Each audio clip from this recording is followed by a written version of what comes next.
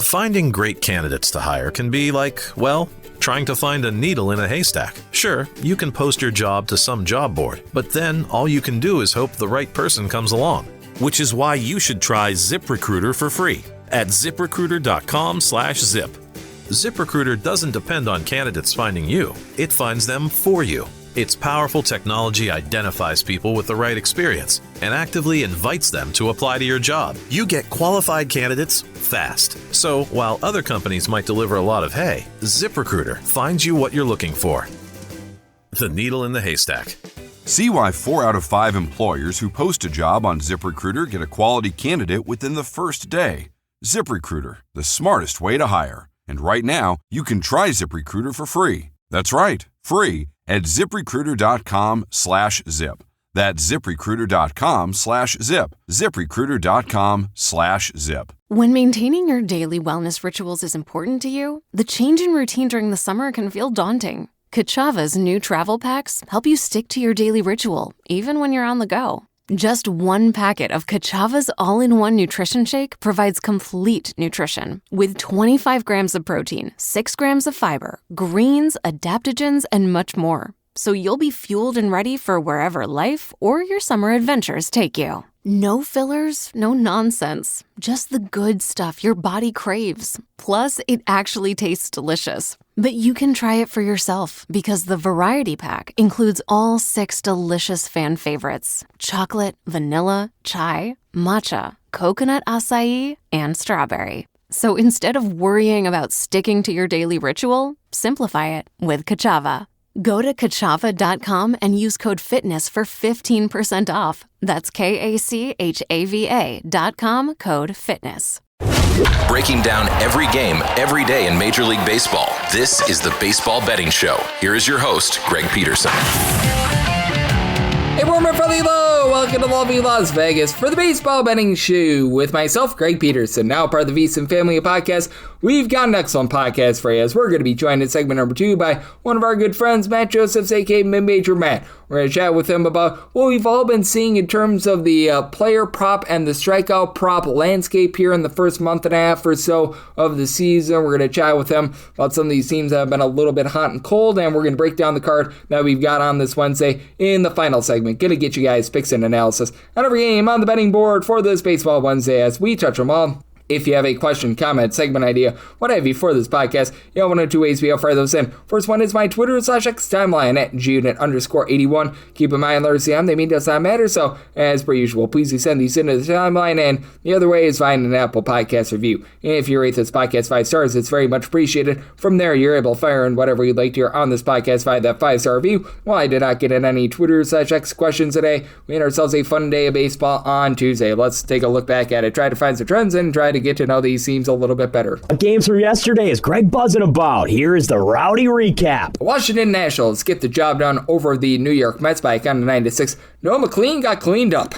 9 runs, 6 of which were earned in 5 2/3 innings, including a little league grand slam, an inside the park grand slam to James Wood. Goodwood for 13th home run of the season. Jose Tena, he was able to go deep, 3rd home run of the season. From there, you were able to get 2 1/3 innings scoreless, so nice surprise here out of Daniel Duarte. And for the Washington Nationals, Foster Griffin, he had a rough go of it as well. 5 runs allowed over the course of 5 innings as you had Bo Bichette hit a pair of home runs, 4th and 5th home runs of the campaign, and then Brad Lord gives up a home run to Juan Soto. 7th home run season for Lord, still pretty solid. 1 run allowed over the course of 3 innings. Richard Dickey Lovelady was able to give you a scoreless inning to be able to clean that one up. Being able to clean up to begin the day was the Atlanta Braves, 8-4. They take down the Miami Marlins. Martin Perez, not what he was looking for. He gives up 4 runs in 5 innings, despite 10 strikeouts. Xavier Edwards takes him deep. 6th home run of the campaign. From there, DDA Fuentes, Dylan Lee combined for 2 shutout innings. Robert Suarez, Raisel Iglesias both give you a scoreless inning, and Braxton Garrett, not bad, but not a lot of length. 2 runs allowed over the course of 3 innings. From there, Anthony Bender, a run given up in 1 1/3 innings. Andrew Nardi gives up a home run in 1 1/3 innings. He was taken deep by Michael Harris, his 9th home run of the season. Michael Peterson, great name.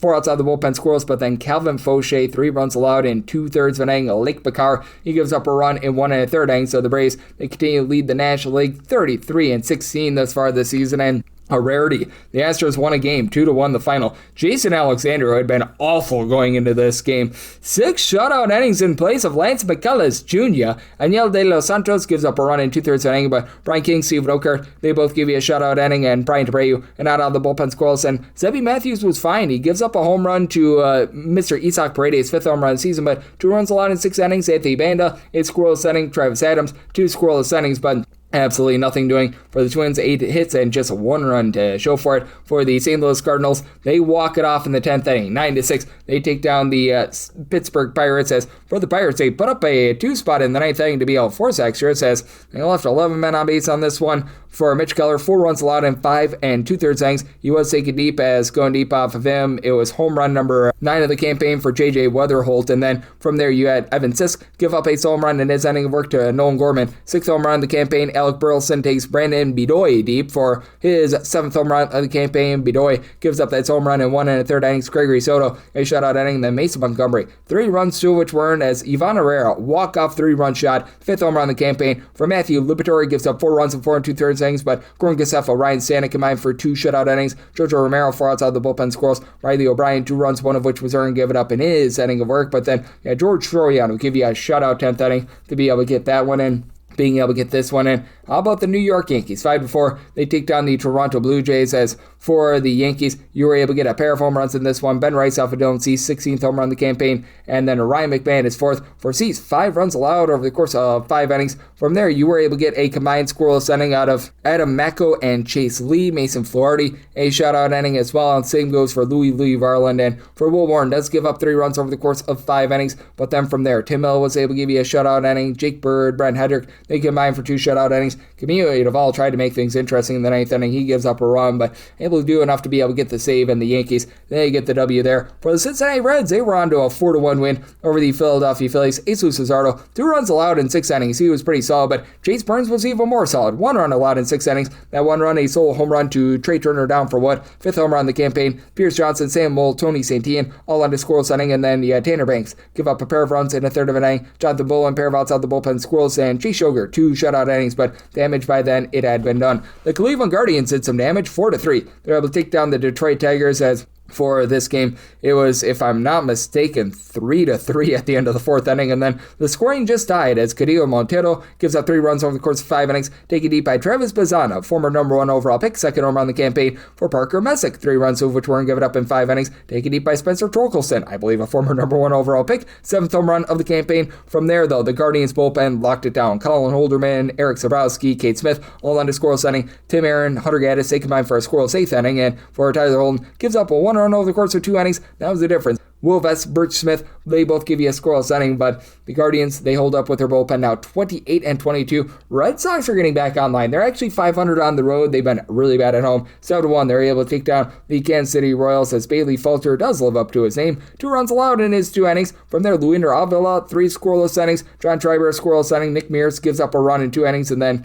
Eli Morgan give up 4 runs in an inning, and he was taken deep in this one by Jaron Duran, 5th home run of the campaign. Ranger Suarez out long for this game. 1 run allowed in 4 1/3 innings. Bullpen from there does their part, though. Zach Kelly, pair of outside the bullpen squirrels, Justin Slayton, Garrett Woodlock, Giovanni Morin, Tyler Semenaijo, all able to give you a scoreless inning. And for the Kansas City Royals, now 20-29 thus far this season. Not great, to say the least. The Tampa Bay Rays continue to be great, though. 32-15. If I'm not mistaken, the best win percentage in all of baseball. 18-5 at home. 4-1. They take down the Baltimore Orioles. Guy Bradish, not bad in this one. 2 runs allowed in 5 1/3 innings. Was taken deep by Yandy Diaz. 8th home run on the campaign. From there, Yunier Cano, don't you know, he gave up a run in an inning. And Uncle Rico Garcia gives up a run in a 1/3 of an inning. Anthony Nunez, Keegan Aiken both give you a pair of outs out of the bullpen squirrels, but for the Rays, Griffin Jax, he was jacked up for this one. 1 run allowed in 5 innings. That 1 run, a solo home run to Taylor Ward, 2nd home run on the campaign, but Kevin Kelly, Brian Baker, they both give you a scoreless inning apiece. Ian Seymour, Casey Lugumina, they're able to combine for 2 shutout innings, so they do find a way to be able to get that one in, and being able to get this one in. The Milwaukee Brewers, 5-2, they're able to take down the Chicago Cubs as the Miz, Jacob Mizorowski, another nice start. 6 shutout innings out of him. Aaron Ashby does give up a pair of runs in 2/3 of an inning, but Trevor McGill and Abner Uribe both give you a scoreless inning. Chad Patrick and out of the bullpen scoreless, and Ben Brown 3 runs allowed over the course of 5 innings. For Jacob Webb, he was able to give you a scoreless inning along Caleb Theobar. Trent Thornton, though, he was taking deep in this game. Bryce Trank, 7th home run of the season, solo home run give it up in his inning. Worked Phil Matone, a shutout inning. And for the Brewers, 4 of 16 with men in scoring position. They small ball their way to victory, so that's what you like to see. And for the Walker Texas Rangers, they walk their way to a 10-0 win over the Colorado Rockies. For Tyler Alexander, he was the opener in this game, shutout inning. And then from there, Coomer Rocker, he goes 8 shutout out of the bullpen, so that was great. Sammy Peralta, he was the opener for Tanner Gordon. Not so much success here. 2 runs allowed in 2/3 of an inning, and then Tanner Gordon gives up 7 runs, 12 hits, and 6 1/3 innings. They just had him eat it, as you had Brandon Nimmo get his 5th home run of the campaign. From here, Seth Alverson gives you an inning, gives up a run along the way, and got to the point where they pitched Brett Sullivan. That would be your backup catcher, and he was able to give the team a shutout inning. So, yay, verily there. In the opposite of a shocking development, the Angels, they lose another game. 14-6, absolutely pounded by the Athletics in this one. As for the Athletics, they did a really nice job in terms of getting to Reed Detmers. 8 runs allowed. Now, he was able to fill 5 2/3 innings. From there, Jose Fermin and out of the bullpen scoreless. Ryan Johnson gives up 5 runs over the course of 2 innings, including a pair of bombs. As for Zach Aloff, he was able to go deep in this one, and you were also able to get a home run in this game out of one Mr. Brent Rooker. So those guys, they were able to slide the boom. Meanwhile, for Jacob Lopez, he gives up 4 runs that were earned over the course of 3 2/3 innings. From there, Hogan Ayers, he does give up 2 runs over the course of his inning work. Scott Barlow, Joe Kuhnel, they both give you a shutout inning. Jack Perkins, 2 shutout innings. Justin Sterner, he was able to get an out of the bullpen scoreless, so they were able to do their part. And hey, Mike Trout, you were able to get a nice home run out of him for Mr. Trout. That is home run number 12 of the campaign, but that was about the only thing that went right for the Angels in this game, as the Athletics were able to pile up 15 hits, and a team that did not pile up the hits, that'd be the Seattle Mariners. 2-1, they fall to the Chicago White Sox. The Mariners, 1 more hit than Greg Peterson, and Greg Peterson did not have any at-bats in this game, as Anthony Kay was more than okay. 5 1/3 innings, he allows a run along the way. From there, you were able to get a scoreless inning out of Brian Hudson and Grant Taylor. Tyler Davis, he comes out of the bullpen, 5 outs, scoreless there. And for the White Sox, they do go just 2 of 10 with men in scoring position, but they do more than enough to be able to get the job done. Luis Castillo came out of the bullpen, 2 1/3 innings, he allowed 2 runs, so he's been both rough as a starter and out of the bullpen, and that squanders a really good start from Bryce Miller. 5 2/3 innings, allowed 1 hit, no runs. Jose Ferrer and out of the bullpen scoreless. Andres Munoz, he was able to give you a pair of outs out of the bullpen. He wasn't charged with any earned runs, but he inherited runners in the 9th inning, and the Mariners, they were up 1-0 going into that 9th inning. He was unable to hold it down, so that was a little bit rough there. And for the Arizona Diamondbacks, they find a way to get this one to the window. 5-3, they take down the San Francisco Giants. As this was a game that was 3-1 going into the 9th inning. If you took a run half with the Giants, good grief. As Landon Roop, a really nice start, 1 run allowed over the course of 6 innings. Keaton Wynn, a shutout inning. Eric Miller, not out of the bullpen scoreless. Caleb Killian was able to keep the remainder of the 8th inning scoreless, and then in the 9th inning, things went down the toilet bowl. 3 runs, 2 of which were earned. There was a catcher's interference. There was a Luis Arias error. Matt Gage, he came on, and first batter that he faces, it's a walk-off homer. Ketel Marte of the Marte Parte, his 6th home run of the season, 2 men on, 2 outs in the 9th inning. And Ryan Nelson, he was taken deep twice, gives up 3 runs over the course of 7 innings, going deep for the Giants. Willie Adames, 5th home run of the season. Rafael Devers, his 6th. 2 guys that have been a total waste of money, actually came up big for you. Kevin Ginkel, Jonathan Loaiza from there. They were both able to lend a scoreless inning, and then he saw the LA Dodgers take it to the Slam Diego Padres, 5-4 the final. As for the Padres, they were able to get a pair of bombs in this one. Miguel Andujar, he gets it going. He gets his 5th home run of the campaign. Manny Machado, his 7th. Those both come off of Emmett Sheehan. For Sheehan, gives up those 2 home runs, 4 runs in total over the course of 4 innings. From there, the bullpen was tremendous. Edgar Enriquez, along with Alex Vesia, combined for 2 shutout innings. Blake Tryon, Tanner Scott combined for 2 scoreless innings. Will Klein gets a save with a scoreless 9th inning. And Freddie Freeman, who's been a little bit rough with the deep ball as far this season, 2 home runs, goes deep off of Griffin Canning for his 5th home run season. Jeremiah Estrada's 6th for Canning. 3 runs allowed in 5 innings. Estrada gives up his home run in his inning of work. Bragley, Rodriguez, Adrian Morejon both give you a shutout inning. But for Mason Miller, unearned run given up in 2/3 of an inning. That was off of his own error. So he does not get charged there. It was a tag play that was reviewed and upheld. So that's how close it was. Ron Marinaccio and out of the bullpen Squirrels. But for Mason Miller, a very rare loss for him. So that was a little bit brutal. And if you're taking a look at trend-wise, what we're getting in baseball right now, it has still been an overwhelming season, but it's been relatively balanced here over the last week or two. 357 overs to 345 unders overall for the season. And if I'm not mistaken, we're up to now 20 pushes as well. And with that over rate, it's 50.9%. Favorites on the money line ending at 56%, 394 and 310 on the money line. If you look at the last 7 days in baseball, favorites having a little bit of a shaky time with it, 52 and 44 on the money line. And among those 52 favorites, 13 failed to cover the run line. And over the last 7 days, been a pretty good split between overs and unders. 49 overs, 47 unders, and 4 pushes all along the way. So that's what we're seeing in baseball right now, and that's where we're all getting trend-wise. Coming next, how about if we do chat it up with our guy, Mid-Major Matt, a.k.a. Matt Joseph, right here on the Baseball Betting Show with myself, Greg Peterson, now a part of the VSiN Family Podcast. Warning, the following ZipRecruiter radio spot you are about to hear is going to be filled with F-words. When you're hiring, we at ZipRecruiter know you can feel frustrated, forlorn even, like your efforts are futile, and you can spend a fortune trying to find fabulous people, only to get flooded with candidates who are just fine. Fortunately, ZipRecruiter figured out how to fix all that. And right now, you can try ZipRecruiter for free at ZipRecruiter.com/zip.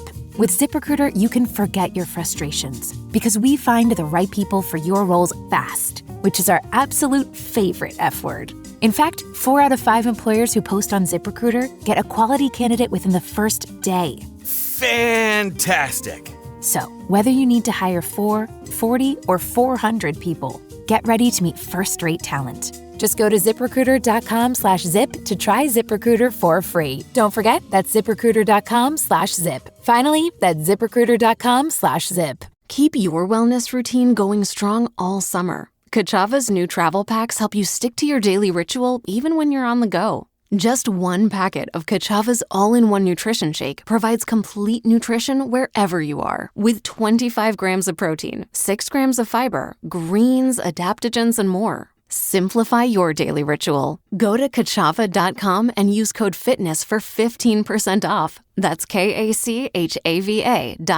code FITNESS. Breaking down every game, every day in Major League Baseball. This is the Baseball Betting Show. Here is your host, Greg Peterson.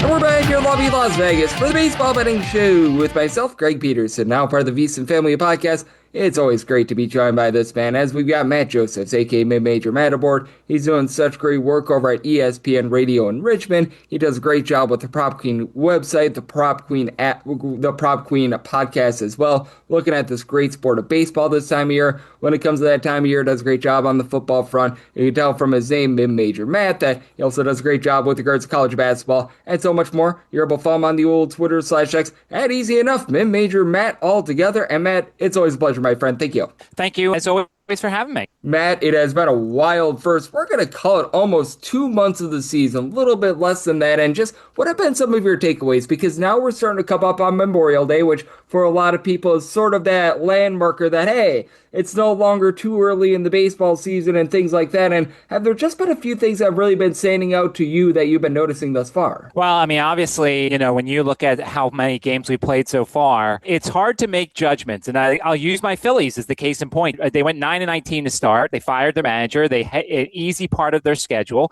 They've reeled off a bunch of wins, and now they look like contenders. And so, it's one of these things where you have to basically take some of your predictions and your thoughts and be ready to change them on a dime because, the season is long and things change and injuries occur. So, whatever you thought, maybe that first month of the season, the second month, things could change.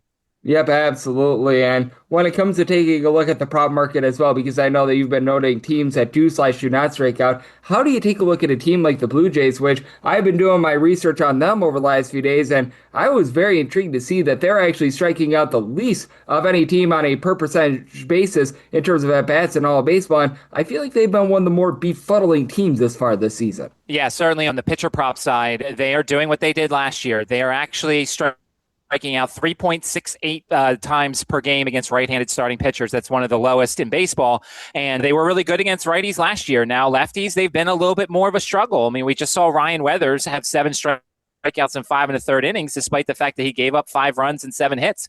They're actually averaging nearly 5 strikeouts per game against left-handed starting pitchers. So, the Blue Jays have been one of those teams. Now, unfortunately, we're not seeing a lot of high numbers. Interesting to see what the number is, because that guy who's pitching tomorrow for the Yankees, he strikes out a lot of guys. He's had a lot of success so far this season. That'll be a really fascinating number. Make it too low, people are going to go over. Make it too high, people are probably going to go under. And of course, you're talking about Cam Schlittler, who's been so good for the New York Yankees this far this season. As Matt Joseph's, aka Mid-Major Matt, he is joining me right here on the Baseball Betting Show. And how do you take a look at that matchup with having on the flip side Trey Savage, who hasn't necessarily gone deep in his first few starts, but we saw him in the postseason. He had really good swing and miss stuff. How do you take a look at this matchup? Because we just mentioned with the Blue Jays the fact that they haven't been striking out a ton thus far this season. But as we know with the Yankees, they're a little bit of an all-or-nothing team as prone to a lot of strikeouts themselves. Yeah, averaging 5.9 strikeouts per game against right-handed starting pitchers. And Savage hasn't gone deep, but even though he's not going deep, he's still getting a lot of strikeouts. I'll potentially be looking at the over here. If you look at some of the guys that they've gone up against recently, the Yankees had 8 strikeouts against Clay Holmes. He's not a strikeout pitcher. Brandon Young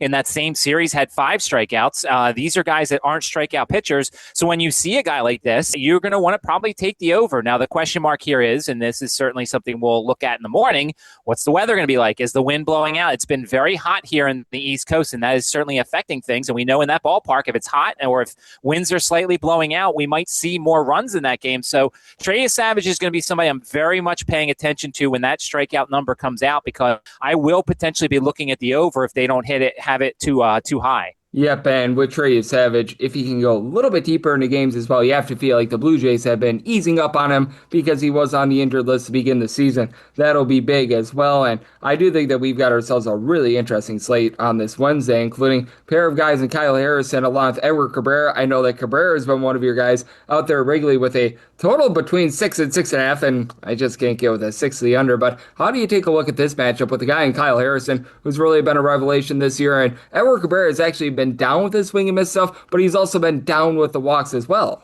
Yeah, I really like what Edward Cabrera brings to the table. It always feels like whenever I'm on your show, he is pitching, much like last year it felt like Cal Quantrill was always pitching when I was on the show. But I do love Edward Cabrera. I think he's harnessing his stuff a little bit. Obviously, the line is telling us the wind is blowing in. It's going to be cold. That's why we're seeing this low number here for this game. But as you just said, 6s and 6.5s, one bad inning, one bad error, one bad bullpen appearance, and you're losing that, because it's such a low number. The Cubs have been a little bit of a struggle time at times against lefties. Last lefty I saw, they had 8 strikeouts against Chris Sale. Robleski of the Dodgers had 6 strikeouts in 6 innings. He was pretty successful against them. The Cubs have struggled lately. The last 3 lefties, they have not scored a lot of runs against the starting pitchers. So, Harrison might be able to find some success against these guys early. Maybe you take a look at a first 3 or a first 5, depending on how these guys do that first time through the lineup, especially if this weather isn't so good, especially early in the game. Yep, exactly. And that wind is going to be very much blowing in, and that's why we are finding a very low total. So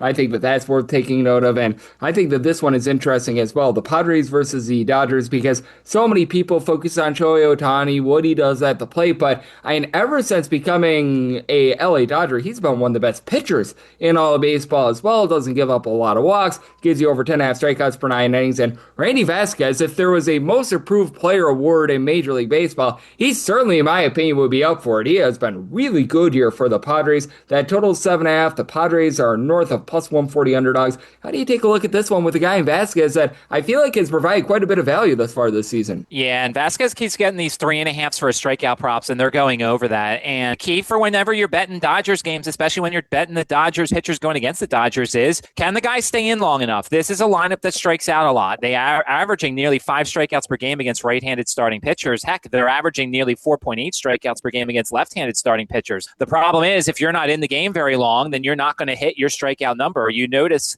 a guy like Michael King, he starts out the series 7 innings and 9 strikeouts, whereas you look at some of these other guys, they're going 5 2/3, 5 1/3, 4 2/3. Robbie Ray, 4 2/3 when he saw them. So the key is it's kind of projecting and figuring out, can this starting pitcher stay in long enough so these guys strike out? I'll be interested to see see. If it's a 3.5 with Randy Vasquez, I might be interested in his over because I think he could stay long enough.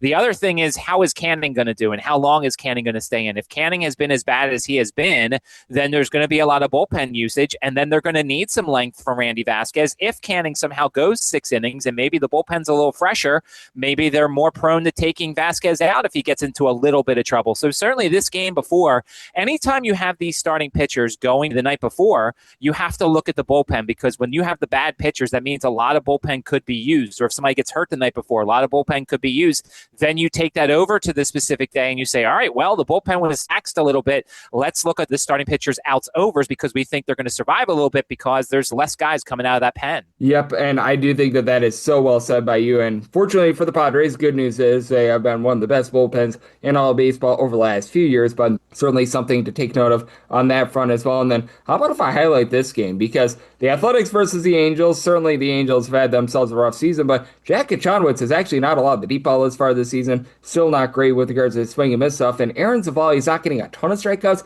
but he's been highly effective for the Athletics. This is a total of 9.5. Athletics are about a -125, -130 favorite. I think that you might be looking at here with a guy in Kachonwitz that it feels like regression is inevitable for him. And for Aaron Savali, I feel like he could dominate an Angels team that just, I've noticed this with the Angels, they're just not hitting at home this year. It's an Angels team that's striking out a lot, as usual. They're averaging nearly 6 strikeouts per game against right-handed starting pitchers, 20 and 11 to the over against them. And Savali's not necessarily a strikeout pitcher, though, so it'll be interesting because if it's like a 3.5 with Savali, you might want to look at the over. It probably will put up a 4.5, and then it's kind of like, oh my goodness, do I take this guy's over because the lineup is strikeout prone, but he is not really a strikeout pitcher. I've made money this season betting Savali's K-prop unders because there's been some 4.5, so I'll be interested to see what the number is. I mean, JT Ginn had 10 strikeouts in 8 innings against this lineup. Sasaki had 8 strikeouts. Slade Ciccone had 7 strikeouts in 4 innings against this lineup. So this is an Angels team that you're going to look and you're going to see a lot of strikeout overs this season because they just have a lot of guys who swing and miss. Yep, with the Angels. 26.1% of their at-bats going into Tuesday resulted in a strikeout. That would be numero uno in all baseball. Not a place where you want to be if you're number one on that list. So that's not great to say the least. And anything else that might be standing out to you on this Baseball Wednesday? Because we've got all 3 teams in action. We've got quite a few day games, so lots of fun to be at. Anything else that really stands out to you? Well, I mean, obviously, I got to talk about the fake ace. Aaron Nola. Yes. Now, he's no longer a fake ace anymore because no one expects him to. He's like the 4th or 5th pitcher in that rotation. Watch the weather. It's a 105 game. It could be 95 degrees, 100 degrees. I mean, I'm potentially looking at the Reds first 5 over. You know, if we're lucky enough to get a 1.5, I don't think we will, but if we get a 1.5, I might be putting a decent sized wager on that. But like early in this game, Aaron Nola in warm weather in Philadelphia. Now, look, it is a Wednesday lineup and it is a 105 game. So potentially the Reds could be going and putting a different lineup out. It's the end of a short road trip for them. Make sure to check the lineup. But if we get a lot of those guys that we want to, the Reds are worth a look. We know the Phillies have struggled against lefties so far this season. I mean, this is a team that's struggled against lefties. Now, look, they hit Kyle Freeland. Everybody hits Kyle Freeland. Nick Lodolo gave up 3 runs. Granted, it was on 3 hits. But like, you know, Andrew Abbott is the type of guy that could have some success early. Once again, though, if the winds are blowing out and if it's 100 degrees, this one could be a homer fest, a hitter fest. Might look at the Reds early, first 3, first 5, certainly taking advantage of Aaron Nola there, but like this will be a very interesting game. Make sure to check the weather here. And then, of course, you know, how does Jack Leiter do in Coors? You know, I think everybody looks at this Colorado Rockies lineup and they say, all right, well, you know, this lineup strikes out a lot. But in Coors Field, they actually are trending more to the under a little bit lately. How is his stuff, which is really good, going to translate in Coors Field? And do we get a number that's a little bit too high? And maybe we take the under. The Rockies have played 15 games against right-handed starting pitchers against Coors Field, and they've gone under in 10 of them. I think a lot of people just assume, well, they strike out a lot. They're going to strike out a lot in Coors. So far this season, that is not the case. So how does Jack Leiter translate in Coors Field where a lot of pitchers end up struggling? Yep, I am right there with you, and I do think that is going to be an interesting matchup as well. And when it comes to Coors Field, you never know what to expect there because sometimes you get things that go all over the place, and we've seen like 1 or 2 1-0 games out there in Coors Field as well. So it's been very random, especially this time of year where the weather can be all over the place there as well. And I know you, Matt, are doing a great job day in and day out looking at this incredible game of baseball. You're dialed in on a little bit of everything, so love to get people at home know what's on tap for you and and how people can follow along on social media and other platforms. Yeah, I'm Major Matt on Twitter. I post all my plays, going through a little bit of a cold stretch. Some of the trends that we've seen as of late have been broken, so we're readjusting some numbers and things like that. It's a long season. Everybody has their ups and downs, so I'm willing to admit I'm a little cold right now. But certainly if anybody needs opinions on pitcher props, first threes, first fives, first sevens, stuff like that, I certainly am willing to answer at Major Matt on Twitter. Starting to do my research. Had the Heisman Trophy winner last year in the preseason, so trying to find that value once again, maybe get a wager or two in for the upcoming college football season to get the best price. So we're doing that research now because, it never stops. College football is approaching, college basketball, all the transfer portal stuff. So really looking forward to it. Always constantly doing work on all sorts of stuff and always appreciate coming on the podcast. And it's always great to have Matt aboard. He is a wealth of knowledge. He does such a great job looking at this great game of baseball, and every single time he joins, we learn such great insights. So big thanks to Matt for joining me on the Baseball Betting Show, now part of the VSiN Family Podcast. Coming up next, it is that time of the podcast to give you picks and analysis on every game on the betting board for this Baseball Wednesday as we touch them all. When maintaining your daily wellness rituals is important to you, the change in routine during the summer can feel daunting. Kachava's new travel packs help you stick to your daily ritual, even when you're on the go. Just one packet of Kachava's all-in-one nutrition shake provides complete nutrition with 25 grams of protein, 6 grams of fiber, greens, adaptogens, and much more. So you'll be fueled and ready for wherever life or your summer adventures take you. No fillers, no nonsense. Just the good stuff your body craves. Plus, it actually tastes delicious. But you can try it for yourself because the variety pack includes all 6 delicious fan favorites: chocolate, vanilla, chai, matcha, coconut acai, and strawberry. So instead of worrying about sticking to your daily ritual, simplify it with Kachava. Go to Kachava.com and use code FITNESS for 15% off. That's KACHAVA.com, code FITNESS. You're on a GLP-1. Your appetite is changing, your cravings quiet down, and food noise is finally fading. But now you're wondering, how do I manage my side effects? What do I eat to stay strong? How do I break through a plateau? Because reaching your weight loss goals can take more than meds. That's where Weight Watchers Med Plus comes in. The support designed to help you navigate what comes next. With trusted experts who guide you, food plans that work with your body, support to help manage side effects, plus access to GLP-1 medication. Weight Watchers Med Plus is designed to help you lose more weight. Watch it work. Get started today at WeightWatchers.com. All medical services are provided through our affiliated medical group, Weight Watchers Clinic. Medications require eligibility and prescription. Individual results may vary. See site for more details.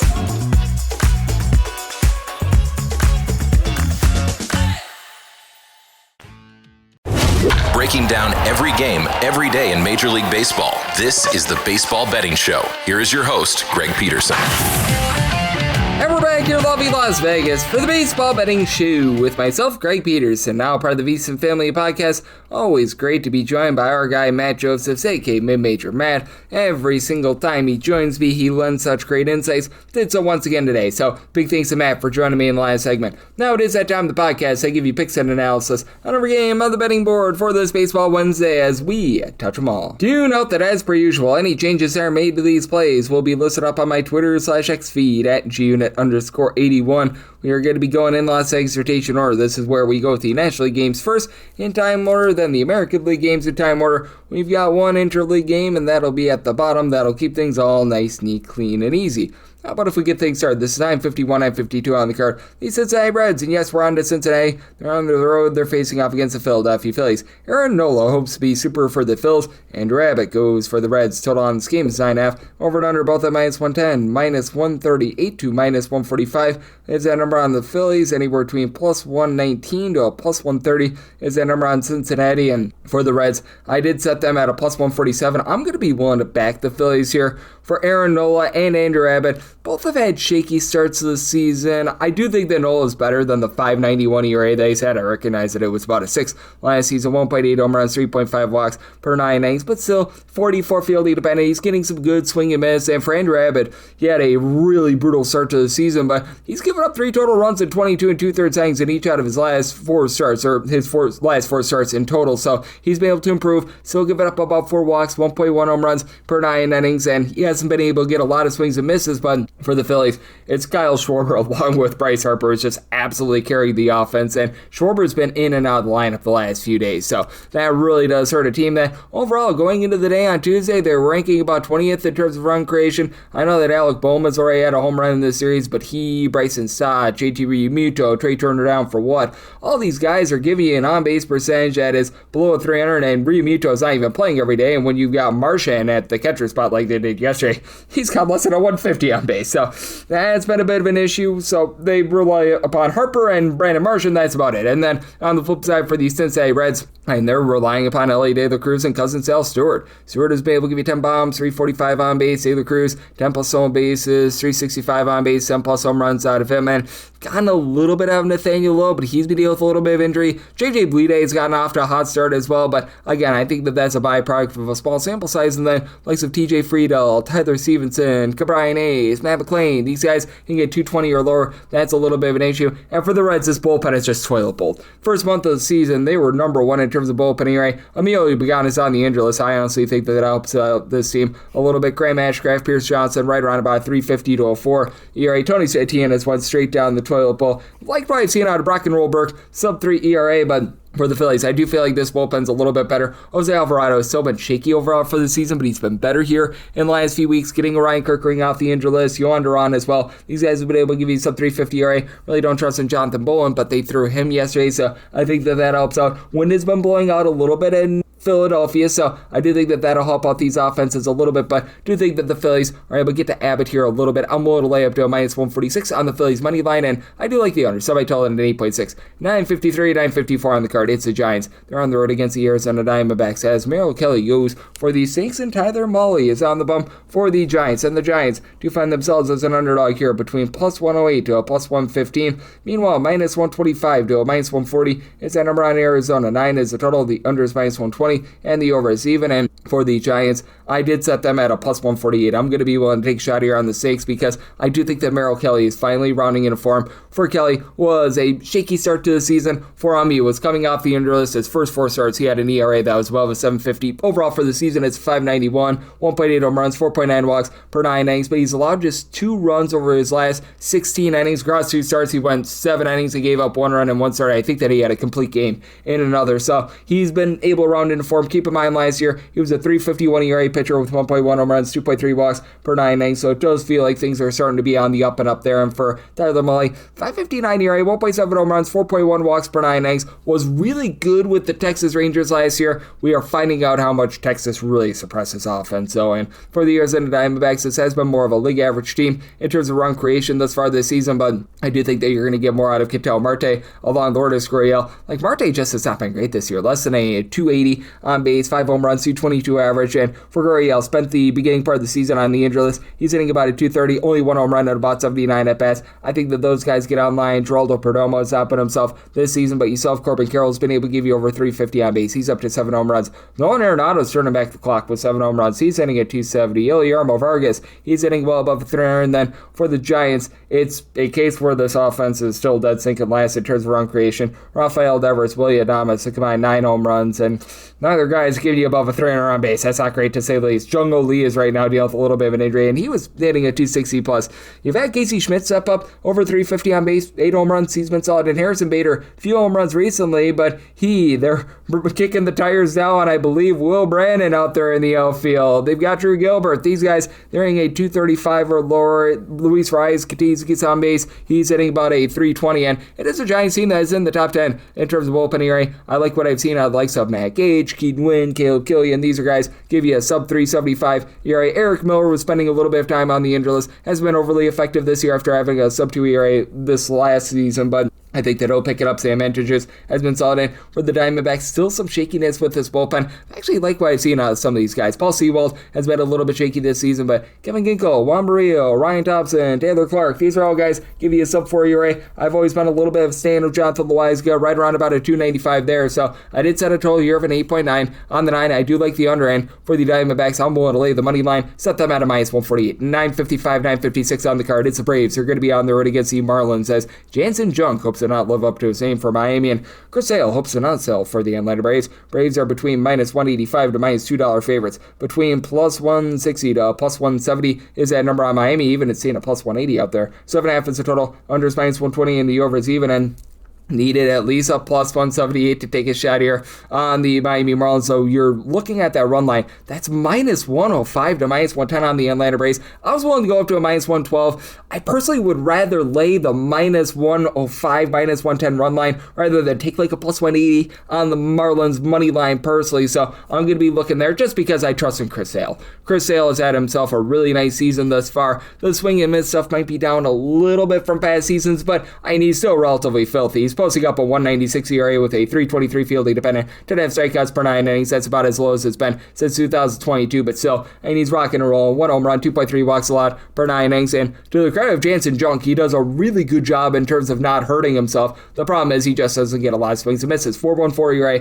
4.3 fielding dependent, 6.7 strikeouts per 9 innings with 1.1 home runs, 2.3 walks per 9 innings, and it's a Marlins bullpen that is in the top 10 in terms of bullpen ERA. Kelvin Fauché, after a shaky start to the season, he's been able to do a nice job in terms of picking it up. Tyler Phillips, he's been able to spy a sub-2 ERA. Anthony Bender had a really rough start to the season, still posting like a 3.79 ERA, but that's starting to get online as well. But for the Marlins, they're just not really hitting the deep ball this season. They are a bottom 8 team in terms of home runs on a per at-bat basis. Now, Liam Hicks has been able to do a nice job, give you 9 home runs, and he's been able to about a 350 with regards to that on base. And now you've got Xavier Edwards all of a sudden in bombs. He's hitting for a 4 on base with 6 home runs. That's pretty solid. Otto Lopez continues at above a 300, but Kyle Sowers has not been himself since coming off the injuries. He, Asteri Ruiz, Mack at the catcher spot. You got a lot of guys hitting at 220 or lower. Jacob Marcy swipes bags, but he doesn't really get on. And for the Atlanta Braves, Ronald Acuna Jr. is back, folks. He had 3 runs in the game yesterday, so love to be able to see that. Matt Olson, 13 plus home runs, 360 on base. Mauricio Dubon is moving the line. Heck, Dom Smith is hitting above 300. Jose Azucar is giving you good at bats. Michael Harris, 320 on base. He's been able to supply some bombs. Austin Riley hasn't even been himself this far this season.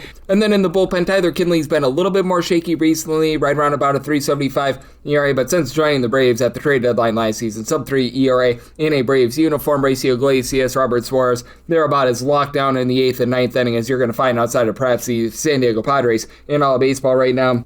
They did release Aaron Bummer, so that's a good thing. He was really a bummer for this team, but overall, I do think that the Atlanta Braves are going to be able to go out there, get the job done. I'm willing to lay up to a minus 112 with regards to that run line. I think that this totals went a little bit too low because the Braves, they have been just smoking pitching all season long, so my total is 7.6, so I like the 7 after the over, along with that Braves run line. 957, 958 on the card. It's the Mets. They're going to be on the road against the Washington Nationals. Zach Littell is currently the listed starter as the Nationals. You want to be mindful there might be an opener there. And for the Mets, the betting board reads to be determined. The expectation is that Zach Thornton in some form of capacity pitches for the Mets. We've seen a few openers with the Mets being minus 125 to minus 130 favorites, plus 105 to plus 110. That number on Washington with the total of 9.5. Over and under both at minus 110. And I'm willing to take a shot here on the Nationals. I set them at a plus 107. I think that you're going to get an absolute gong show in this game. As for Zach Thornton, he's going to be making his MLB debut, whether that be coming out of the bullpen behind an opener or whether that be as a starter. And he had a few nice starts over at AAA Syracuse, but look at what he did during the 2025 season. He only made 14 starts at the minor league level. A little bit of a fast riser as he was pitching for Grand Canyon just a few years ago in college baseball. A guy that last season at the minor league level was getting about 9.5 strikeouts per 9 innings. At the lower levels, he was doing a really good job. He just really hasn't pitched a lot beyond single A baseball. Like, it's hard to know what you're going to be able to get here going up against a Nationals team that's currently numero uno in all of baseball in terms of run creation. Heck, they got to Noah McLean for a whole bunch of runs. 9 runs, 6 of which were earned yesterday against them. So I don't think that our good friend Mr. Thornton stands much of a chance here. Now for the Mets, they're finally starting to find a little bit on offense. Hey, Bo Bichette had a pair of home runs yesterday. Ding dong, the witch is dead. So that's great, but you've got Marcus Simeon, Brett Beatty, Mark Vientos, all in between about a 225 to a 241. You've had Tyrone Taylor be absolutely terrible. The catcher spot has went down the toilet bowl for this team. Juan Soto continues to give you about a 385 on base, and MJ Melendez has been fine, but it's a Mets team that's still in the bottom 10 in terms of run creation. And for the Washington Nationals, they're just absolutely pounding teams right now. You've got James Wood, CJ Abrams, a combined 22 plus home runs this year. Both give you over a 380 on base. Past that, they're getting back Dylan Cruz, who I recognize he's been a little bit of a disappointment, but I think that he's going to be able to improve. You need a little bit more out of the likes of Nasim Nunez, Drew Milas at the bottom of the lineup. These guys hitting below the Mendoza line of 200, but Jose Tena has been able to move line, hitting about a 2 250. You've been able to get something out of Dale Lyle as well. Nationals, they don't necessarily have the world's greatest bullpen, but you've had Paxton Schultz, Richard Dickey, Lovelady, PJ Poulin. These guys give you a sub 3.75 ERA, and when it comes to Littell, he's been giving up over 2.5 home runs per 9 innings, a 6.10 ERA.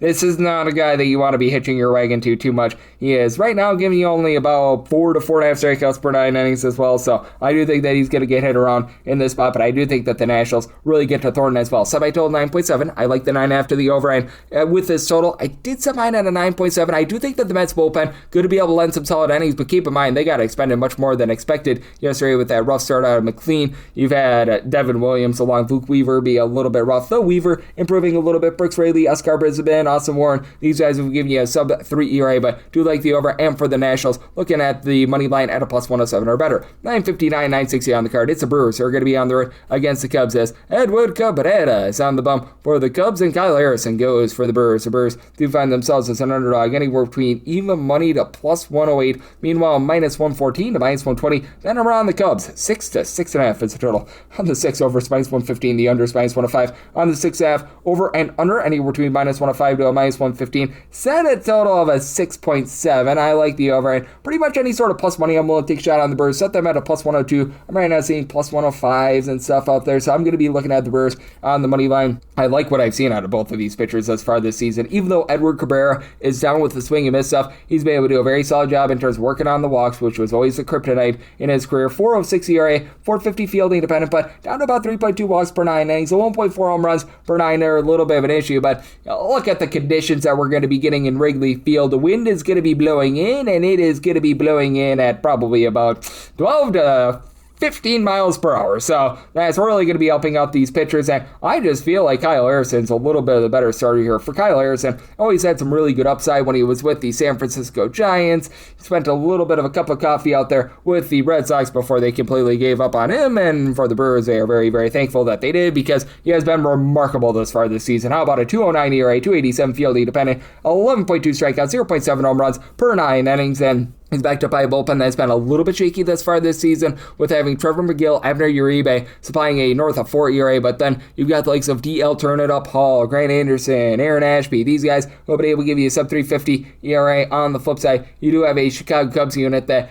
with Porter Hodge being out for the season, Riley Martin is on the injured list. Now they're just getting back Caleb Theobar, who had a renaissance year in 2025. Jacob Webb, Homie Milner. These have been guys who have been able to supply for you a sub 3.50 ERA, and Milner's been able to give you about a 2 ERA. Do like Daniel Palencia as well, but for the Cubs, this is still a team that has some relatively solid boom in their lineup. Ian Happ has been able to get 10 home runs. Now, we saw this with the Cubs last year as well. They started out the year so high with their offense, and then they toil both. They've been a little bit more shaky here recently, as you've got quite a few guys that they just don't give you a great average. Alex Bregman, Nico Horner, 4 home runs apiece, both give you about a 340 on base. That's fine, but it's not amazing. Dansby Swanson, hanging below the middle side, 200. He does have 7 home runs, but just a 300 on base. Moises Ballesteros, after a nice start to the season, he's down to about a 310 on base. Carson Kelly continues to be the main guy to get on, about a 390 on base. Michael Busch has been a little bit better in terms of finding a way on, but not providing the same amount of power that he did a season ago. And for the Milwaukee Brewers, this team is in the bottom 5 in terms of home runs on a per at-bat basis, but now you've got Jackson Chourio, Christian Yelich, Andrew Vaughn all back in the lineup, and Yelich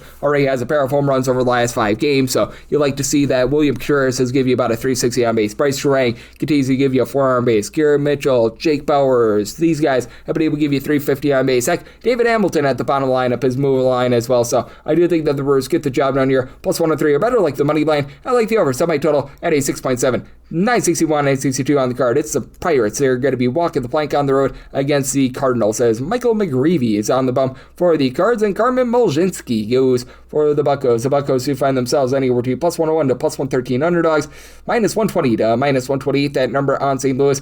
7.5 to 8 is the total. Only seeing like 1-8 out there, and the under juice there is minus 115. The over is minus 105 on the 7.5. Over is minus 115, and the under is minus 105. And for the Pirates, I did set them at a plus 106. So plus 107 or better, which I'm seeing quite a bit of plus 108, plus 110. I'm going to be willing to take a shot on the money line. You look at the ERA of Carmen Mulzinski, and it's not necessarily great, but I feel like he's pitched much better than what the 4.40 ERA would indicate, as he's been able to get some good swing and miss with about 8.5 strikeouts at 3.2 walks per 9 innings. He's only allowing 0.4 home runs per 9 innings, 297 fielding dependence. do think that positivity is doing there. And for Michael McGravy, he's not going to go out there and just absolutely blow it by you, but he's been very effective, and he's done a nice job in terms of not hurting himself. 2.10 ERA, about a 3.87 fielding dependent. Only gets about 6.5 strikeouts per 9 innings, but 1.1 home runs, 1.9 walks per 9 innings. And it is a Pirates group that has not been quite the same team when they've been away from home rather than at home. On offense, they're fourth in the big leagues with about 5.4 runs per game at home. That goes down to about 4.24 runs per game away from home. But also look at the Cardinals. They're averaging 5.1 runs per game away from home, just a hair below 4 runs per game at home. So it makes it an interesting situation. Now, I am going to be in on the over because with the Cardinals, I just really don't trust this bullpen. You've had Ryan Stanek along with Matt Savanson, both supply an ERA that's well above a 5. George Soriano has actually been relatively solid for the team, but I still don't have a lot of faith in him. Gordon Gesefo, sub-2 ERA, but they use him up yesterday. And for the Pirates, you've had Evan Siska actually be really good in this bullpen, sub-2 ERA. We've seen a little bit of regression with the likes of Dennis Santana last year, had a sub-3 ERA. He's seen that balloon up a little bit. Gregory Soto's been solid, but again, I don't necessarily trust in him as well. And for the Pirates, you've got Brandon Lau and Oniel Cruz, who have combined for 22 home runs this far this season. Cruz more around a 325 on base. Lau has been able to get loud for 345 on base. Colton Griffin has not necessarily hit the deep ball, but he's been doing a solid job in terms of moving line, getting on base, and he's starting to come along for the ride. Still need more of the catcher spot. Henry Davis has been absolutely awful for this team, but still, you've got Nick Gonzalez sitting above the 300, and you've had Brian Reynolds provide about a 380 on base. And then flip side for the Cardinals, J.J. Weatherall, 9 home runs, 360 on base. He's been very solid. Jordan Walker, he's above a double-figure amount of homers. He's hitting about a 300. Alec Burleson moves the line with about a 345 on base. The guys at the bottom of the lineup, like Victor Scott, Pedro Baez, shortstop spot, whether that be Segezi or Priento, who got the start yesterday, they've been a little bit rough, but I do think that for the Pirates, Molshinski gives you a relatively good start, and I do think that the Pirates get to the bullpen. So, like the over sub, I told it an 8.2. And for the Pirates, plus 107 or better, I like that money line. 963, 964 on the card. It's the Dodgers. They're going to be on the road against the Slam Diego Padres. As Randy Vasquez goes for the Padres, and you got Shohei Ohtani on the bum for the Dodgers. The Dodgers between a minus 165 to minus 184 favorites, between plus 139 to a plus 155. That number on the pause. 7 to 7.5 is the total on the 7. Over is minus 120. The under is even on the 7.5. Under is minus 115 to minus 120. Over is between even a minus 105. Gonna take a shot here on the Padres. I set their money line at a plus 154, so need at least a plus 155. Shohei Ohtani, for as good as he has been, the Dodgers actually have a losing record in his starts during the regular season, which I find that to be absolutely ridiculous because you look at what he's done on the mound since the beginning of the 2025 campaign. He has been remarkable. He's been providing a 188 ERA, 213 fielding dependent, 11 strikeouts, 2 walks per 9 innings, half a home run per 9 innings. He has been great, but Randy Vasquez all of a sudden has turned over a new leaf for this Padres team, as right now he's applying a 268 ERA. Might see a little bit of regression with that based on the 331 fielding dependent, but 8 strikeouts per 9 is a career best, 0.7 home runs, 2.3 walks per 9 innings, also career best, and he's backed up by a Padres bullpen that entered in the day on Tuesday with a sub-3 ERA at home. You've got Jason Adam along with Mason Miller, who's one of the filthiest 1-2 punches that you're going to find in all of baseball. You have had Audrey Moore home provide about a 5 ERA, but he seems to be rounding into form. Jeremiah Estrada, after a shaky start to the season, he's been solid as well, and for the Dodgers, they're hurt by the fact that Jack Dreher now is the injured list for this bullpen. You still have Tanner Scott, who's looking like the guy that we saw 2 or 3 years ago, where he's one of the best relief pieces in all baseball. But Edwin Diaz, Brock and Roll Stewart, they're on the injured list. Blake Tryon just isn't really effective anymore. He's at a sub-3 60 ERA, so that's been a little bit of an issue. And for the LA Dodgers, they are supplying about 6 runs per game away from him, but we saw them on Monday get completely shut out by Michael King, who was the king there for Ohtani. He may or may not bat in this game. They've been having him sometimes not bat in his pitching appearances, but 395 on base. Has been down with the power, but he's still moving the line. Mookie Betts just does not look like himself right now. Really going back to the back half of 2025 hasn't been himself. You've got the likes of Will Smith, Kyle Tucker, Freddie Freeman, all in between about a 250 to 260. Same goes for Max Muncy, but Muncy double figure amount of homers, 360 on base. Freeman finally 1 yard yesterday. Only about 5 home runs for him. You know that these guys are going to be able to pick it up, and then for the Padres, Fernando Tatis Jr., I mean, man, entered into yesterday, 0 home runs through the first 47 games of the season. That's not great, but Miguel Andujar, he's hitting about a 295. Outside that, it's been a hit-or-miss lineup. Kevin Sheets, holy Sheets, he's giving you about 7 home runs. He's up to about a 255 average, and Xander Bogaerts, he's been right around the same 260 average. He's been able to give you 7+ bombs, but like Jackson Merrill, Nick Castellanos, Freddie Fermin at the catcher spot, you're just not getting a lot out of these guys, so it's a very interesting circumstance here. I did set my total at a 7.4. Personally, I like the 7.5 to the under rather than the 7 to the over because I do think that Randy Vasquez and company do give you some really good pitching here. So I do like the under, and I'm going to take a shot here on the Padres at plus 155 or better on the money line. 965, 966 on the card. It's the Rays. They're going to be playing us to the Baltimore Orioles. The Wizard of Boz, Shane Baz, goes for Baltimore. Right now, it's listed as to be determined for the Rays, with them being between minus 115 to minus 120 favorites, between even money to minus 105. That number on Baltimore, 8.5 is the total. Under is minus 110 to a minus 120, and the over is between even and minus 110. And when it comes to the Tampa Bay Rays, I do think that it's going to be probably Steven Matz who gets a start here, or you could be seeing a piggyback situation between he and Jesse Schultz. Both of these guys have graded out the same. I'd be willing to lay it with either of these guys. I do think that you get Matz when it's all said and done, so I set the Rays at a minus 142, and if you do get Matz, he'll be making his first start in about 2 or so weeks. 3.86 ERA, has not really been a strikeout artist for the team, and he's seen a little bit of regression from where he was a season ago. Last season, he was giving up less than 2 walks and like 1 home run per 9 innings. This year, he has seen that elevate a little bit. He's been giving up closer to about 1.3, 1.4 home runs per 9 innings, but I think that he's going to be effective against a Orioles team that has been in the bottom 10 in all of baseball in terms of run creation away from home. Their offense has been much better at home rather than away from home. We saw them get bottled up yesterday, and with Gunnar Henderson, he's been able to slide the team with 9 home runs, but he's also giving you a 264 on base. Taylor Ward, 416 on base. He hit just his second home run of the season yesterday after he had 30 plus with the Angels last season, but still, he's getting the job done. Adley Rutschman is hitting at 275 with some power. Samuel Basallo is hitting at 270, so these guys have been solid, but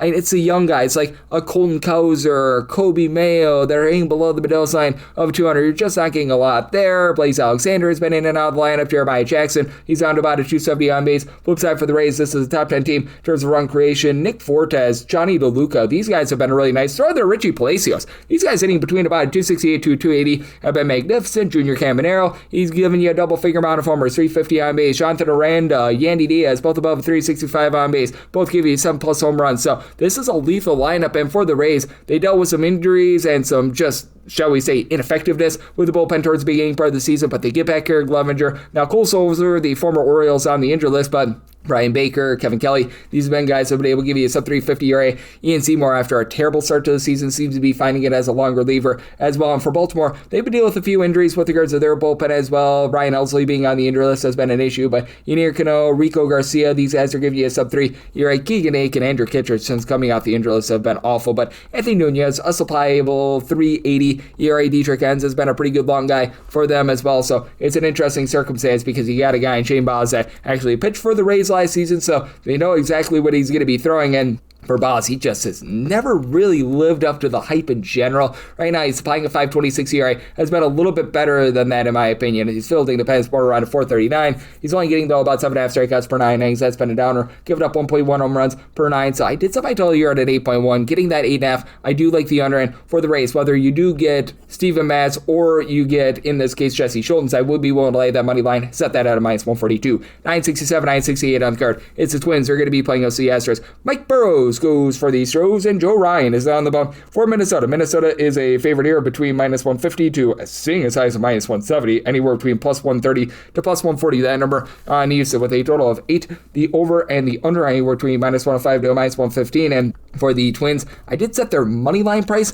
at a minus 149. If you're looking to lay a run half with them, you're going to be finding that right in that neighborhood of about a plus 135, and I'd be willing to go in on that run line at a plus 135 or greater. I just really don't have any faith here whatsoever in the Houston Astros. Like, man, they are dead last in the big leagues in terms of bullpen ERA. They actually pitched a relatively nice gem yesterday, so yay, verily there. But, man, it has not been a good season for these guys. And now you're seeing a whole bunch of injuries with regards to their lineup as well. Carlos Correa being out for the season. Jose Altuve is now on the shelf. So we have seen a team that has been in the top 10 in terms of run creation really go downward, because you just take a look at the outfield for this team. You got the likes of Cam Smith, Zach Cole, Zach DeZenzo, all hitting for less than a 300 on base, all hitting less than a 220. Isaac Paredes down with his power, but he still gave you 340 on base. Yordan Alvarez has obviously been great. He's been able to give you 14 plus home runs, over 4 on base. Christian Walker, 9 bombs, about a 340 on base. So these guys have been able to do a presentable job. And for the Twins now, you've got got Byron Buxton back in the fold, and he has been the complete offense when he's been out there. You dealt with a little bit of ailment, but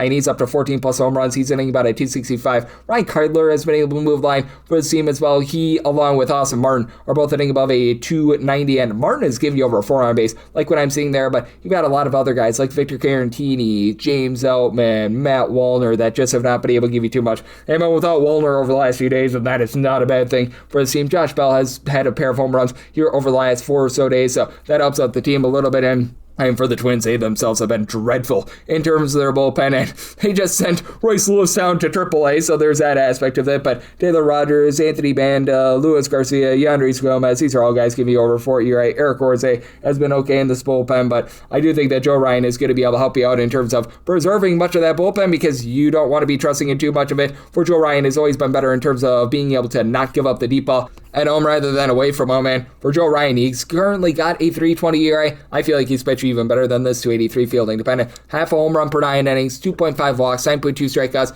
per 9 innings. And for Mike Burrows, he was a plenty presentable pitcher last year. Over with the Pittsburgh Pirates, has been a little bit more rough for him thus far this season. Right now, I'll give you a 5.72 ERA. Giving up 1.8 home runs, 3 walks per 9 innings. Do think that the Twins do a nice job in terms of getting to him here, so I'm willing to take a run line of anything of a plus 135 or greater, and I did set a total here of an 8.4, so on the 8, I also do like the over. 969, 970 on the card. It's the Mariners. They're going to be playing us to the Chicago White Sox. Sean Burke goes for the White Sox, and Emerson Hancock is on the bump for Seattle. 7.5 is the total. Over is minus 110 to a minus 120. The under is between even to minus 110. For Seattle, it is between minus 142 to a minus 154, and between plus 122 to a plus 135 is that number on the Chicago White Sox. And for the White Sox, I set them at a plus 152, so I'm going to be willing to take a shot here on the Seattle Mariners on the money line. Don't necessarily want the run line, because I have liked what I've seen out of Sean Burke this season. For Burke, last season, he was just giving up way too many walks. He was giving up over 4 walks per 9 innings.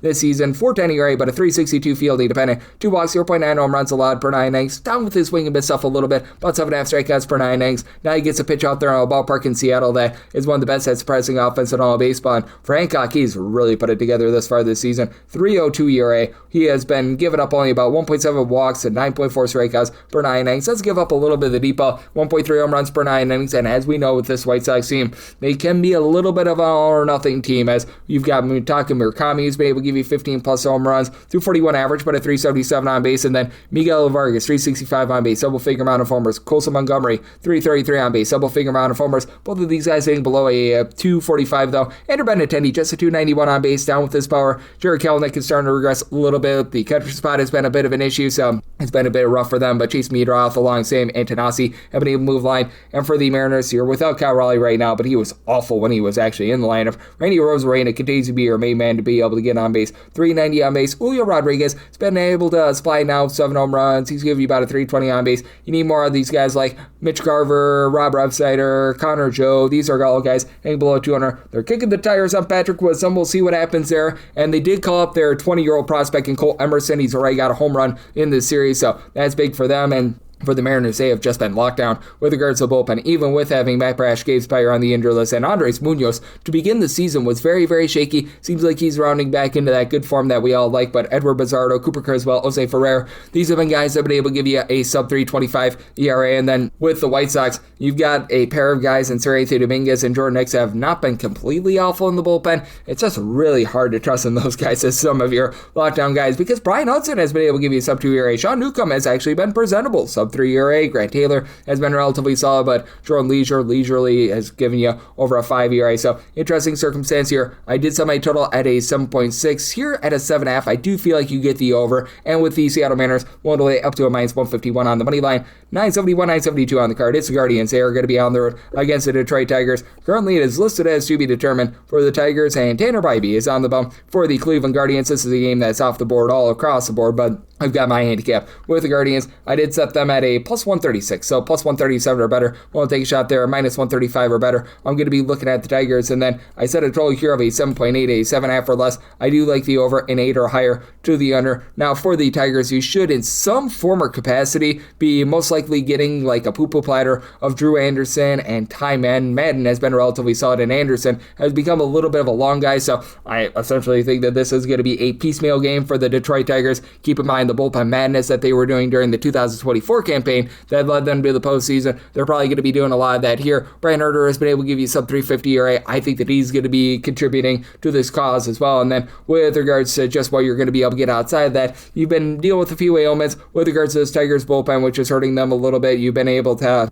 get back Will Vest, helping them out a little bit. I do like Birch Smith. He's been able to give you a sub 350 ERA as well, and I think that pretty much all of these guys might be contributing. Kenley Jansen, not a guy that I have a lot of faith in it. For the Tigers, it has been up and down with regards to the lineup. I do think that they're going to be able to find it in some form or capacity, though, moving forward, as you've got Avi Baez, Gary Carpenter currently on the injury list, along with Gleyber Torres. That's been hurting them, and Spencer Torkelson is hitting right around the Mendoza line of a 200, but he's still been able to give you a little bit of boom. He's still above a 300 on base. At the top, you've had Kevin McGonigal along with Riley Green, both be able to give you over a 375 on base. Cole Keith has continued to hit about a 290, but then you've got so many guys like Zach McKinstry, Wencio Perez, Heyo Lee that have been hitting below a 210. You're just not getting anything whatsoever at that shortstop spot with the injury to Gleyber Torres as well, so that's been a bit of an issue. And then flip side for the Guardians, they've actually been a league average team with regards to their offense, with a lot of guys that you wouldn't expect, like Kyle Manzardo, Jose Ramirez, Steven Kwan, Reese Hoskins. These are all guys,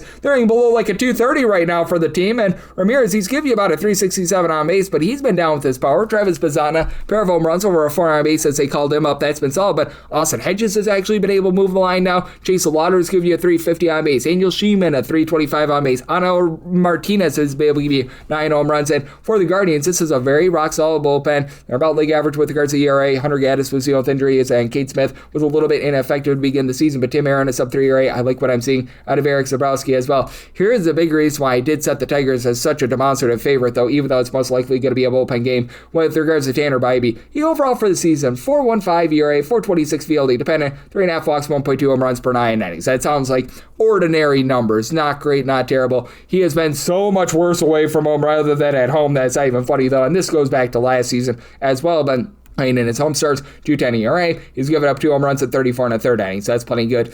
He's given up 5 home runs at 17 and 2/3 innings with an 8.15 ERA thus far this season. So, as a result, 7.5 or less, likely over 8 or higher to the under, willing to lay up to minus 135 on the Tigers on the money line, plus 137 or better. Looking at the Guardians, 973, 974 on the card. It's the Blue Jays. They're going to be on the road against the Yankees as Cam Schlittler gets a start for the Yankees, and Trey Savage goes for the Blue Jays. The Blue Jays, who find themselves between plus 135 to plus 150 underdogs. Meanwhile, between minus 160 to minus 170 is that number on the Yankees, and the total on this game, it is an 8 over and under, anywhere between minus 105 to a minus 115. And with the Yankees, set their money line price at a minus 167. If you're looking to lay around half, that's between plus 125 to a plus 130.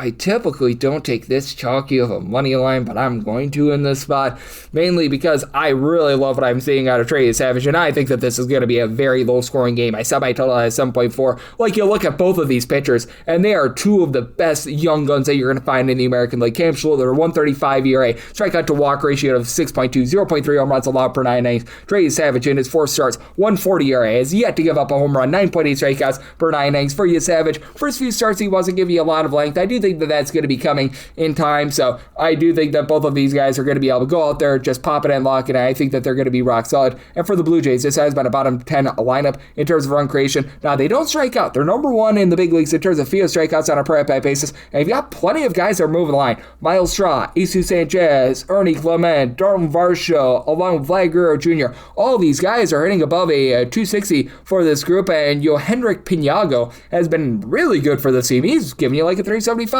on base, but Guerrero's stuck on 3 home runs. George Springer has been banged up, and when he's been out there, he hasn't necessarily been effective as well. There's still don't call his name Alexander Kirk being on the injury list as well. And for the Yankees, this is a lineup that is averaging about 6.5 runs per game. That's by far number 1 in the big leagues in terms of home scoring with a 6.5. They average more like 4 runs per game away from home, but as we know, this could be a hit or miss lineup. You've got Ben Rice along with Aaron Judge. Both of these guys have been able to give you 15 plus home runs. Both of these guys are 395 plus on base. They have been great. But then in the infield, Jazz Chisholm, he's now hitting a 233, so yay, verily there. But Ryan McMahon, the entirety, the catcher spot, hitting above the Mendoza line of 200, that's an issue. Trent Grisham in the outfield, he has been not necessarily great in terms of fielding the field, and he's hitting like a 170. That's not amazing. And for the Yankees, this is a group that has been pretty solid with their bullpen. Likes of Tim Hill, Brent Hendrick, Fernando Cruz, they've been able to go out there, hold down the 4th. They'll all give you a sub 325 ERA, but David Benar has been pooping the Benar recently. Camilo Doval over a 5 ERA. And for the Toronto Blue Jays, you've had a few guys that have been, shall we say, less than effective for this team. Jeff Hoffman over a 5 ERA, but you do have Braden Fisher, Tyler Rogers, Louis Varland. These guys have been able to give you a sub-3.15 ERA. Mason Flaherty has been a little bit rough as well, but it does feel like he's rounding into form a little bit, and I do think that you're going to get a really good pitching performance out of both of these starters, so like the under, so my total 7.4, and with the Yankees, rarely do I lay this big of a money line, but I'm going to be willing to take that chalky money line. 975, 976 on the card. It's the Royals. They're going to be playing against the Red Sox. Connolly early goes for the Sox, and Michael Wacha, and if he has a bad start, it's a dying Pac-Man voice of Michael Wacha, goes for the Royals, and the Royals do find themselves as a slim favorite here. You're going to be getting them between minus 110 to a minus 128. Meanwhile, between even money to plus 110 is that number on the Red Sox. 8 is a total, over and under anywhere between minus 105 to a minus 115, and set the money line price at a minus 112, so not willing to go past a minus 111, but I'm willing to go like a minus 110 or so with regards to the money line of the Kansas City Royals. I believe that Wacha actually used to pitch for the Boston Red Sox a few years ago, so welcome back Padres situation there, and I think that both of these starters are doing for a little bit of regression on their low ERAs. Right now for Wacha, 2.83 ERA, but 4.15 fielding dependent, only about 7.5 strikeouts per 9 innings, so he pitches a lot of contact, 1.1 home runs allowed per 9 innings, and for Connolly early, he has been plenty effective for the Red Sox, and he is the future of this rotational Peyton Tolley, but 3.21 ERA, 4.58 fielding dependent, 1.3 home runs, 3.4 walks per 9 innings, and you've got a ballpark out there in Kauffman Stadium that is playing very much hitters. They moved in the fences during the offseason, so the Royals, 7th in the league in terms of run creation at home, 4.9 runs per game, dead last away from home, 3.04 runs per game, and for the Red Sox, it's the exact opposite. They're dead second last in terms of run creation at home. They're averaging 2.8 runs per game. That goes to more of a league average 4.4 runs per game away from home, so you've got opposite splits there for the Red Sox. They've been able to do a very rock-solid job with regards to their bullpen, as you've had the likes of Garrett Whitlock, Zach Kelly, Tyler Semenijo, Justin Slayton, obviously your closer in Aroldis Chapman, all supplying a sub-3.35 ERA. They had to use a lot of these guys yesterday, but really nobody out of the bullpen used more than 12 pitches, so they should all be effective here. Meanwhile, the lineup has not necessarily been too effective for the team, as Ceddanne Rafael is moving the line with about a 350 on base, not a ton of power, but he, Weiler Abreu, Wilson Contreras, all above 350 with regards to their on base. Same goes for Masataka Yoshida, really outside of Contreras, so you're not getting a ton of power out of this team. Now, they did have Jarren Duran hit a home run yesterday, so you'll love to see that, but he's hitting a $185. Carlos Cervantes at the catcher spot, less than a 300 on base. Caleb Durbin, he has been a complete flop for this team since they traded for him. And then for the Kansas City Royals, Bobby Witt Jr., 7 home runs over the last 28 days. He's hitting a 300, but you need more out of Salvador Perez along Vinny Pasquantino. And Pasquantino has dealt with a little bit of injury, but both of these guys are hitting below the Mendoza line of 200. I believe that they have combined for about 11 home runs this year, which is not awful, but man, you just need more power if they're not going to move the line like that. Carter Jensen has been in a little bit of a cold spell as well, about a 330 on base out of him, though, and then have the likes of Nick Loft and Jack Caglione, both hitting between about a 240 to 250. Miguel Garcia, he's been able to about a 260 as well. And then for the Royals, this has been a bullpen that has been in the bottom half of the big leagues in terms of ERA. They really had a match yesterday as well, so that's a little bit of an issue, but Daniel Lynch has been able to give you an ERA that's below a 3. Nick Mears has been plenty effective. John Schreiber about a 350 ERA, and with utilizing a lot of guys like Luinder Avila and company, they are going to have more of their high leverage guys on call here, but that said, I do think that for this game, you're going to be able to see a little bit of elevated scoring. I do like the over. I did set my total at an 8.8, and for the Royals, we'll lay up to a minus 111 on that money line. 977, 978 on the card. You've got the Angels playing against the Athletics. Aaron Savali goes for the Athletics, and Jack Chanowitz is on the bump for the Angels. Angels do find themselves as underdogs between plus 104 to a plus 113. Meanwhile, minus 120 to minus 133. That number on the Athletics 9.5 is a total, under is minus 120, and the over is even. For the Angels, I did set them at a plus 130, so I'm going to be willing to lay up to a minus 129 with the Athletics. Now, I do think that Aaron Savali is doing for a little bit of regression, as he's really had things rocking and rolling thus far this season. 270 ERA, does have a 424 fielding dependent, less than 8 strikeouts per 9 innings, but he's only given up about 1 home run per 9 innings. The walks have been relatively manageable, but here's a real kicker. The Angels are 29th in the big leagues in terms of scoring at home thus far this season. They entered in the day on Tuesday, averaging a nice hearty 3 runs per game, so lots of issues there. Meanwhile, for Jack Chanowitz, it's a ordeal where he's only getting about 6 strikeouts and 4.4 walks per 9 innings. He's keeping the ball in the yard, though. He's only giving up about 0.9 home runs per 9 innings, 4.56 ERA, which is a whole heck of a lot better than the 6.81 ERA they had last season. And the A's,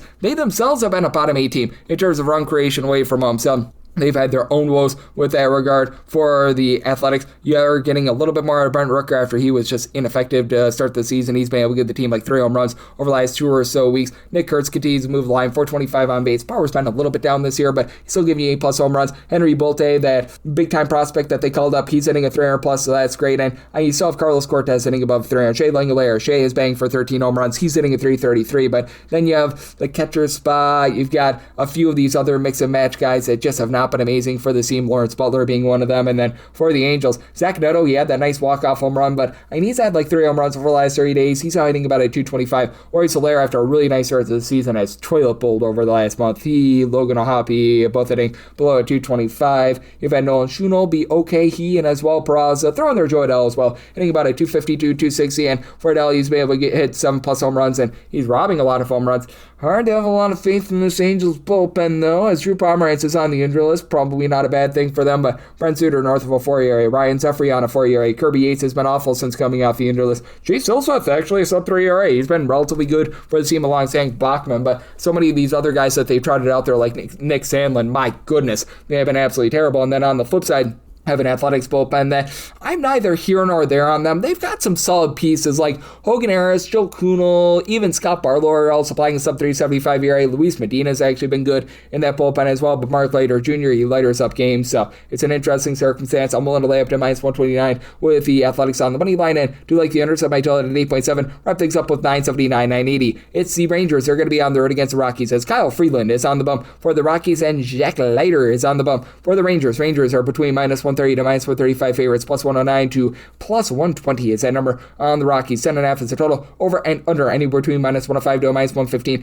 Need at the very minimum a +120 on the Rockies, but +120 or better, that does become my buy point on them. When it comes to Jack Leiter Jr., he's been able to give you 10 strikeouts per 9 innings. And personally, I feel like he's pitched a little bit better than what a lot of people want to give him credit for. The walks are still an issue. Darn near 4 walks per 9 innings, 4.38 ERA, but he's been able to do a bit of a better job not giving up the deep ball. And then for Kyle Freeland, it's been an awful year for him. 7.22 ERA, but the 5.39 fielding dependent with 8.3 strikeouts per 9 innings, which for him is very high, does point towards a little bit of positivity. They also get to go up against a Rangers team that entered Indy yesterday, 28th in the big leagues in terms of run creation. Want to note that with the Rangers, they're averaging fewer than 3 runs per game at home. They're averaging a little bit over 4.2 runs per game away from home. So they've been a much better offense when they've been away from home. You still have wash-up veterans like Jock Peterson, Andrew McCutcheon. They're giving you absolutely nothing whatsoever. But hey, Brandon Nimmo's been able to bat at 270. All of a sudden, they're a young second baseman, and Justin Foscue has been able to hit a few home runs. He's moving the line, hitting above a 270. They've still got Wyatt Langford on the injury list, but he wasn't doing anything for the team to start with. Ezekiel Duran, a 350 on base. Don't call his name Alejandro Azuna. He's been able to move the line as well. Josh Young is hitting at 300. Not a lot of power on this team, but they're finding a way. And then for the Colorado Rockies, they've been outside the top 8 in terms of run creation at home. You've had a few dead bats like a Brenton Doyle, Ezekiel Tovar hitting below a 215, Edouard Julien hitting like a 225, and he really doesn't give you a lot of pop as well. Like Jake McCarthy, he's been above a 285. Mickey Moniak, Hunter Goodman, double-figure amount of homers out of both of these guys. And for the Rockies, to begin the season, the bullpen was looking really good. And Antonio Senzatella, sub-2 ERA, but Jimmy Erget hitting the injury list, that's an issue. Jane Nill, Brandon Bernardino, they're right around about a 4 with regards to their ERA. Juan Mejia is right in that neighborhood as well, more like a 391. So these guys have been a little bit less than effective. And going to yesterday, the Rangers currently numero uno in terms of bullpen ERA. They now get Chris Martin off the injury list. Tyler Alexander, the opener from yesterday, he's been able to give you sub-350 ERA. Cole Winn had like a 2 ERA last season. That's above a 450 this season. But Jacob Dunas, Jacob Lyons, and Chu Jacobs, they've been able to do an incredible job as well. So I do think that this is going to be a bit of a lower scoring game, even though it is for Coors. I said my total 10.3, like the under end for the Rockies. Plus 120 or better. Going to be looking at them on the money line, and that'll wrap things up for the Wednesday edition of the Baseball Betting Show, now part of the VSiN Family Podcast. A big thanks to our guy, Mid-Major Matt Joseph, for joining me in the last segment. If you do like hearing from this fine podcast, Baseball Betting Show, you're able to subscribe wherever your podcasts, Apple Podcasts, Google Play, Spotify, Stitcher, and TuneIn. If you have a question, comment, segment idea, what have you, for this podcast, you do have one or two ways to be able to fire those in. First one is my Twitter/X timeline at gunit_81. Keep in mind, RCM, they mean does not matter, so as per usual, please do send these into the timeline. And the other way is find an Apple Podcast review. If you rate this podcast 5 stars, it's very much appreciated. From there, you're able to fire in whatever you'd like to hear on this podcast via that 5-star review. I'm coming at you guys every single day with picks and analysis on every game every day, so I'll be back with you once again tomorrow. Thank you.